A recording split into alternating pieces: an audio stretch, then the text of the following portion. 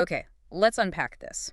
Today, we are taking a deep dive into an early Buddhist text that is, well, absolutely unique. It really is. It's one of the shortest books in the canon, but you could argue it's the most rigorously structured. We are looking at the Ida Vuttaka, or So It Was Said. This is the fourth book of the Pali Khuddaka Nikaya, which, translates simply as the minor collection. But I'm guessing minor doesn't mean unimportant. Not at all. Don't let that fool you. Yeah. Structurally, it's fascinating. It contains 112 very, very brief discourses, and each one follows this strict, systematic pattern. And when you say systematic, you mean it's organized by number, right? Exactly. Like someone was trying to put it into spiritual flashcards. That's a perfect way to put it. It uses the Algatara style of incremental numbering. Yeah. So we begin with teachings based on one thing, then we move to two things, all the way up through the fours. So there's summary sayings. They are doctrinal blueprints, essentially stripped down for, maximum memorization and intact. That stripping down is what's so striking. I mean, if you've spent any time with the major texts, they usually set the scene. Right. The Buddha is in a specific garden. He's talking to a specific person. Yeah. There's a whole narrative. Exactly. The Ida Vuttaka, it skips almost all of that. It's oddly spare. Abstract, even. It is. And it lacks those crucial narrative settings, which is why it feels more like a guide for internalized practice than a history book. And this abstraction is linked to its most famous structural quirk. The frame. Yes, the rigorous, formalized frame that wraps every single discourse. That repetition is intense. It really is. You mentioned it earlier. Can you remind us just how formalized it is? Because it's not just a simple opening and a closing. Oh, no. It's adhered to without variation. Every single one of the 112 texts opens with the exact same template, something like, "This was said by the Buddha, the perfected one." That is what I heard. Okay. Then you get the core teaching in prose.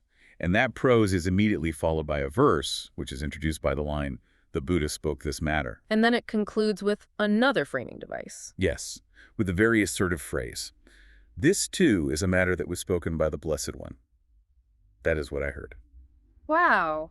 It sounds less like a preserved sermon and more like a carefully notarized legal document. That's a great way to think about it. It's confirming authenticity at every turn. Which just begs the question, what was this highly formalized text originally for? It really doesn't look like standard field notes. And that structural formality is exactly what launches us into the text's greatest historical anomaly. Okay. Because according to the later commentaries, the Ida Vuttaka was not primarily compiled by the monastic order at all. Right. This is where the story gets fascinating and, frankly, a bit revolutionary for the time. Absolutely. The traditional narrative credits its compilation to a laywoman named Kujitara. That's right.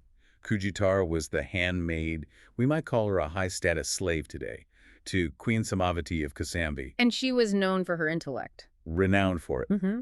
The Buddha himself praised her as foremost in learning among all laywomen. So what was her specific role here? How does she end up compiling this deeply important collection?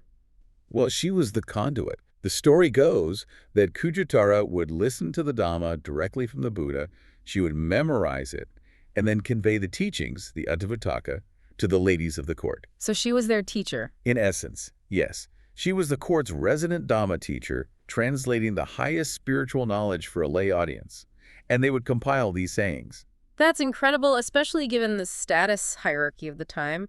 But this is the point where, my skepticism kicks in. I understand. If she was just reciting teachings she memorized on the fly, how did they end up so perfectly organized by number, from the ones to the fours? Right. That suggests a massive editing job. It absolutely suggests a heavy editorial effort later on. I mean, it's highly improbable she just happened to hear 112 discourses that fell perfectly into this numerical arrangement. So why believe the story? Well, here's the crucial detail that actually supports it. The contradiction is what lends it credibility. What do you mean by that? Why would the monastic compilers, who were the custodians of these texts, invent a tale that explicitly sidelines their own role in favor of a laywoman who was also a servant? It's not very flattering to them. Not at all. The willingness to attribute the source material to her strongly suggests that the core teachings, the material she collected, genuinely originated from this very unorthodox source. So the content is hers, but the filing system was applied later. Precisely. The structure was likely imposed by later redactors. And that filing system points to another layer here, Which is? the difference between the prose and the verse. When the Buddha speaks in the prose parts, he often uses the first person. He'll say, I define a Brahman, or I will explain this. He's speaking directly, the raw teaching. Yes. But the verses that follow, the summaries, they almost universally shift to the third person. The Buddha spoke this matter. Which implies they were added later. It strongly implies it. The verses are likely additions by redactors to summarize, to emphasize, and to make the teaching more memorable. So the verses are the cultural wrapping around the core teaching. That's a really crucial distinction for you, the listener, trying to separate the original lesson from the packaging. It is. The text is therefore structured, not for narrative enjoyment, but for practical, internalized meditation. It's not meant to flood your mind with new data. It's a structure for contemplation. Exactly. You already know the concept of, say, greed. The text gives you the crisp outline, and you supply the details by observing your own mind. So you might take that one discourse and just live with it for a week. That's the idea. And that brings us to the actual teachings. Yeah. Starting with the Book of the Ones. Right, and the ones are focused on one incredibly powerful result, guaranteeing the attainment of non-return. Which, for anyone who might not be steeped in the stages of awakening, that's the third stage. Huge achievement. It means you won't be reborn in the lower realms, and you're very close to full enlightenment. And the method is to give up one thing. Just one thing. The list includes the most toxic roots: greed, hate, delusion. But also things like conceit. So it's ruthlessly practical. Very. Abandon that one single quality, and you lock in non-return. It gives the practitioner a very clear target. This section also has a really powerful teaching. It's quite brutal. It is. It states that for a person who tells a deliberate lie, there is no bad deed they would not do. That's a stark assessment of how one compromise can lead to total moral decay. It sets the ethical bar extremely high. But the ones conclude with a real shift in tone. To the meditation on love, the Metaphavana Sutta. Yes, the exaltation of love. This is one of the most beautiful passages in the text. What does it say? It says that practicing love, that hearts released by love, is, well, it shines, it glows, it radiates, and it's not worth a 16th part of all other worldly grounds for making merit. So it completely surpasses all other good deeds. It does. It concludes the Book of the Ones by showing you the incredible power of a single perfected quality. So from there, we transition from the power of a single quality to the Book of the Twos. Right. The discussion logically expands to look at opposing pairs. What leads to suffering versus what leads to happiness. And it gets very practical very quickly. Yes, we move from deep introspection to physical conduct. Suffering is defined as living with unguarded sense doors, just letting every sight and sound overwhelm you and eating too much. An ancient warning against sensory overload and gluttony. I like it. And happiness. It's a precise opposite. Guarding the sense doors and moderation in eating. The key to awakening is simply being keen and prudent. Now here's where we hit a major doctrinal landmark, something unique to the Itivuttaka. Yes, still in the twos. The distinction between the two elements of extinguishment, the Nibbana to. This is a complex concept. Can you break that down for us? Absolutely. So Nibbana Dhatu is basically the element of Nibbana, or extinguishment. The text defines two flavors, which clarifies the final stages of the path. Okay, what's the first one? The first is the element of extinguishment with residue. This describes the arahant, the fully awakened being while they're still alive. So their mental defilements are gone. They're ended. But the five sense faculties, the body, still remain.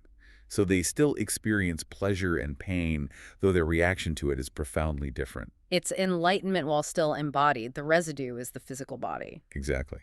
And the second flavor is the element of extinguishment with no residue. Which is after death. It refers to the arahant upon their physical death. At this point, the text says that everything that's felt will become cool right here.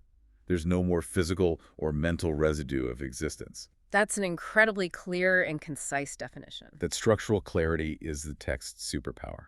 Let's jump from that structural clarity to the existential scale of rebirth. This is in the Book of the Threes. Oh yes, the threes use imagery to really shock the practitioner into action. The simile of the heap of bones is unforgettable. Remind us of that one. It says the accumulated bones one single person would amass roaming through a single eon. Just one cycle of existence would pile up higher than Mount Vipula, a great mountain near Ragaha. Wow. That drives home the sheer, almost unthinkable scale of repeated suffering. It really does. And the threes, logically, start with the big three unskillful roots. Yeah. Greed, hate, and delusion. Which then lead to the three cravings. Craving for sensual pleasures, craving to continue existence and craving to end existence. And right after that, you get the Vidura Sutta, which is just a blunt assessment of our condition. That the body is fragile. Consciousness will fade, and all attachments are inherently impermanent, suffering, and perishable. It's a full-stop moment. I also love how the text weaves doctrine with social advice. We see that with the principle of affinity in the Converging Elements Sutta. This is a great passage on, you could say, sociology and mentorship. It says beings come together because of an element. Those with bad convictions flock together, just as those with good convictions do. And the analogy it uses is visceral. It is. Relying on a lazy, unenergetic person is like clinging to a small, rotted log in a great sea. You'll both sink. So your choice of friends is a spiritual act. You must seek out and dwell with the noble, diligent ones. It's an instruction. We have to end in the Book of the Forest because it contains one of the most sophisticated metaphors in the entire collection. The river analogy for craving. This is a complete map of the path and its hazards, all in one analogy.